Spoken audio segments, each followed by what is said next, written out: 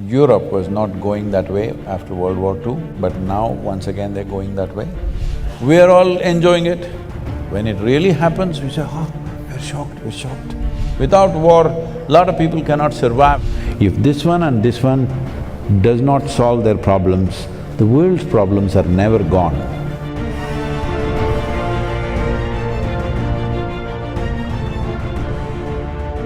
What I consider perhaps even symbolically, like a symbolic message that one of the most fertile, perhaps the most fertile soil on the earth is now in a country which is now in war, in Ukraine. What perhaps, what can we say about that? Or is it, based on my information, like the extremely fertile soil in Ukraine is up to 4 meters, the black soil, the most fertile soil on the earth. So how do we, what do we do? See, the thing is this, when nations across the world, almost without exception, fortunately, Europe was not going that way after World War II, but now once again they're going that way. Almost every nation has invested enormous amount of money in building and stockpiling arms, armaments, bombs, missiles, smart bombs. I don't know how a bomb can be smart, it's the dumbest thing to do. It is the dumbest thing to do.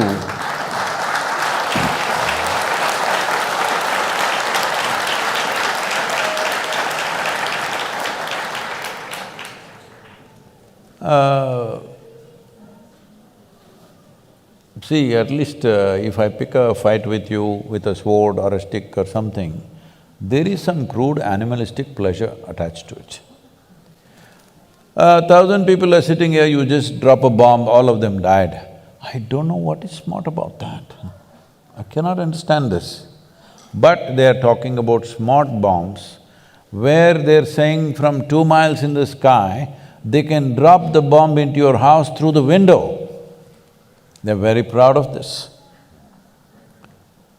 So this is not one nation, across the world, all right? So all of us as people, were we all thinking, all these bombs are being kept for entertainment, for display, or it's artwork, what did you think? One day it will be used. Yes or no? It has to be used somewhere. The question is on whom? The question is not whether it will be used or not. The question is just where and on whom, isn't it? So when it is piling up, we are all okay with it. In every movie, there is no movie without a bomb or at least a smashed face. We are all enjoying it. When it really happens, we say, oh, we're shocked, we're shocked. It doesn't work like that, life. This is why I'm telling you about the soil. Will you grieve after the disaster, or will you be that generation will turn the disaster around? This is all the choice we have, because this is our time on the planet. How we do our life is our life, isn't it? So, wars are almost inevitable because economies are built on war. Without war, a lot of people cannot survive. The largest industry on the planet is arms and armaments. How will you not use it? If I am making guns and bullets and I sell it to you and you don't shoot a single bullet, I'm disappointed with you. Hello? This happened, I was at the World Economic Forum. At that time, the Sudanese war was going on, terrible war.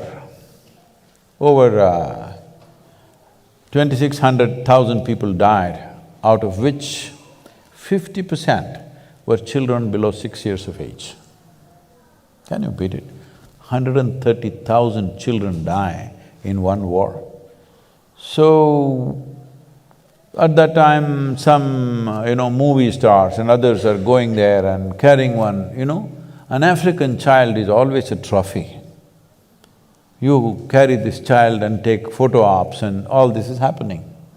And they showed a video where all these militants or soldiers or whatever you want to call them, they're just going in these pickup trucks, simply shooting at the sky, okay? I said, see, these guys, if I have a fight with you, at least I need to shoot you. If I'm shooting the sky, that means I have abundant supply of bullets, isn't it? Abundant supply. Otherwise I won't be shooting the clouds. If I'm fighting a war, when I shoot, I want somebody to die. Yes or no? Hello? I'm not going to shoot at the sky, but they're shooting at the sky with automatic weapons continuously. I said, see, somebody is supplying them plenty, all right? Otherwise nobody will shoot at the sky.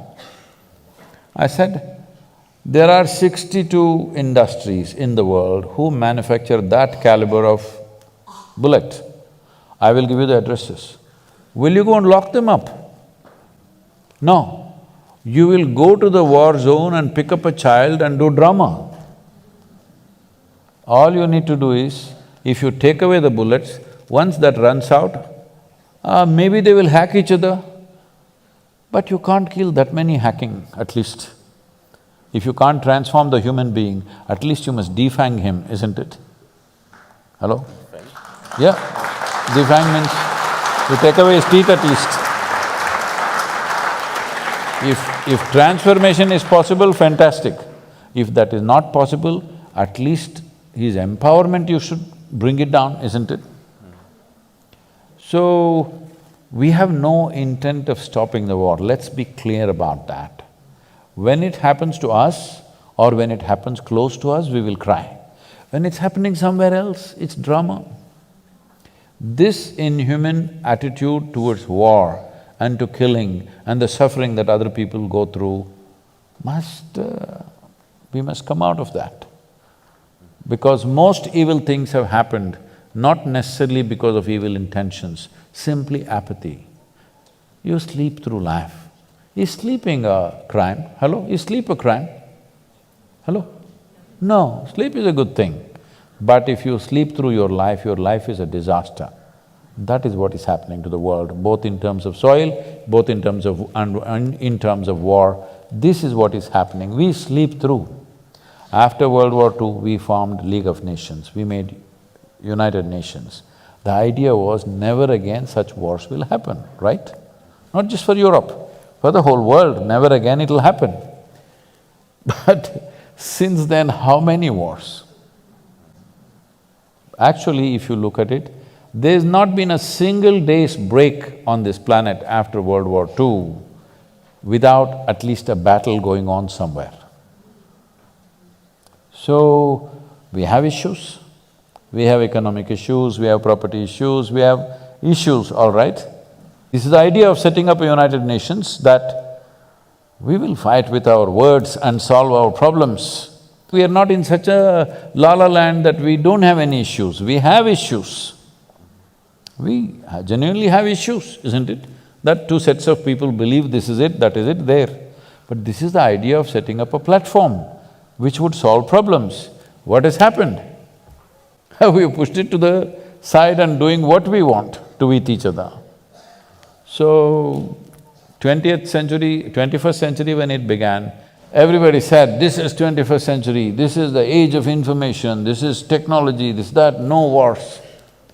Tell me how many wars in 21st century? How many nations have been destroyed in 21st century? Many. Too many. Too many for 22 years, isn't it? So how do we wake up? See, these are things that you can't turn around overnight, but first thing is, within your hearts, your anger and hatred must go. I must tell you this. I used to attend a lot of world peace conferences at one time. For about 2 years, 2.5 years, I attended a lot of international conferences. Then I saw, for a whole lot of people, this conference hopping itself is a profession, they're making a living out of it. I'm the only idiot sitting there thinking we are working for world peace.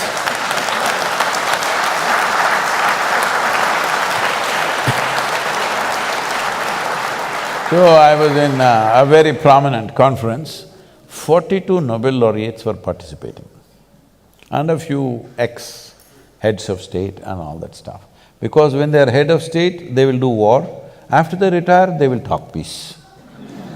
This has been the way of the world. So, I was here and this is the third day afternoon.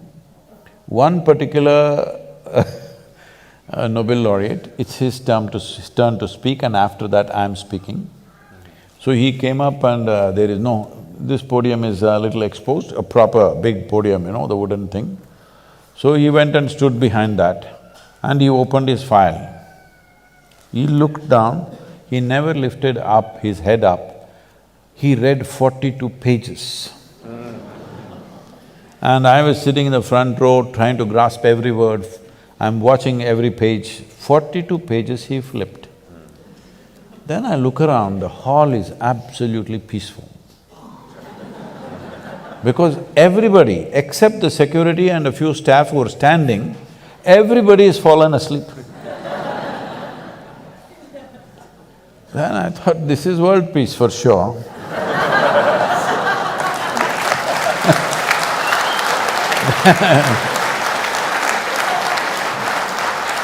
Then my turn to speak came and I said, see, in the last 3 days I've heard so many bombastic speeches about creating world peace.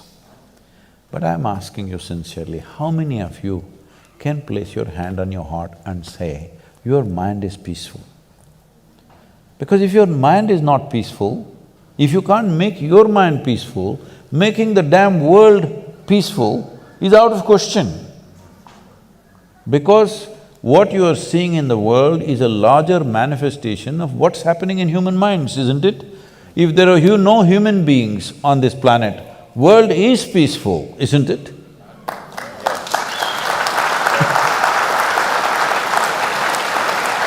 So then I inquired why in the afternoon session everybody has fallen asleep uniformly. There was a certain unity about it, except me and a reader, he's not a speaker, a reader. Everybody has fallen asleep. Then I asked, what happened? He said, no, Sadhguru, yesterday evening there was a Bacardi festival. Oh, free drink. So everybody became peaceful.